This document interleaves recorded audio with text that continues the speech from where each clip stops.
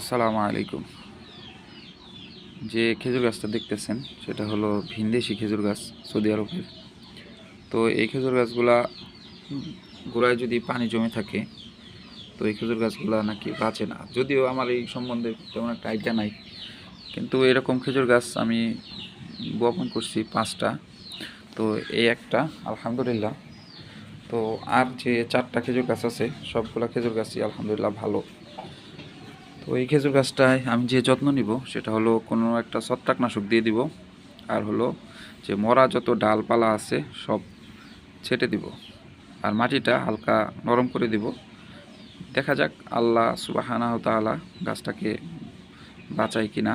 ইনশাল্লাহ আল্লাহ যদি চায় গাছটা সুস্থ হবে।